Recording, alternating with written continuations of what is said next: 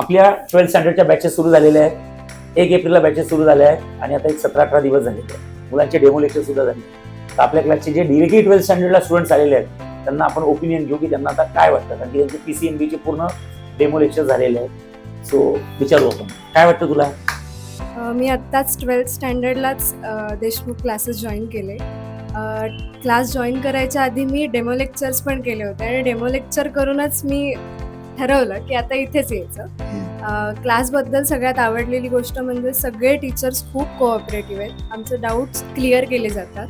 Environment पण खूप छान आहे. आणि दुसरी आवडलेली गोष्ट म्हणजे सरांच्या नोट्स, म्हणजे सगळ्याच विषयांच्या नोट्स खूप क्लिअर आहेत आणि त्यामुळे आमच्या कन्सेप्ट खूप क्लिअर होतात.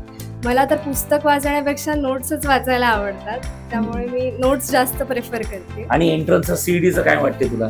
जसं आपला फिजिक्सचा पहिला टॉपिक झाला dual nature of lights and radiation, त्यात बोर्ड्स प्लस सीईडी झालाय. आणि आता आपण नवीन पॅटर्न केलाय की आपण आता बोर्ड्स आणि सीईडी सोबतच घेतो टॉपिक सुरू असताना. म्हणजे जेव्हा मुलं क्लासमध्ये बसले असतात तेव्हा 2 नोट्स ओपन असतात, बोर्ड्स आणि सीईडी. कॉन्सेप्ट नंतर एमसीक्यू. ते काय वाटतं तुला? असं पद्धत कशी वाटते? ती पद्धत ॲक्च्युली मला आवडली, कारण कॉन्सेप्ट शिकल्यावर लगेच त्याचे MCQ सोडवले ना तर ती जास्त क्लिअर होते आणि जास्त लक्षात पण राहते. नाहीतर काही वेळा काय होतं, इथे कन्सेप्ट शिकून होते आणि नंतर काही दिवसांनी MCQ सोडवायला घेतले तर मग ते लक्षात राहत नाही आणि महत्वाचं मुलांना कॉन्फिडन्स येत नाही. आता मुलांना अक्षरशः खरंच कॉन्फिडन्स येत आहे आणि खूप मुलं खुश आहेत. तुझं काय म्हणणं आहे बरं? मलाही आवडलं. केमिस्ट्रीमध्ये खूप आवडलं की CETचे क्वेश्चन्स घेतले जातात, नोट्स पण घेतले जातात आणि नोट्समध्ये अशा काही गोष्टी आहेत की ज्या ब्लँक ठेवल्या आहेत की आम्हालाच सोडवावे लागतात आणि आम्ही लिहिलं की मग आम्हाला समजतं. आणि CETचे क्वेश्चन्स खूप डीप असतात, म्हणजे बोर्ड्सच्या नोट्सपेक्षा ते फार कॉम्प्लिकेटेड असतं, म्हणून ते सोडवायला फार वेळ लागतो.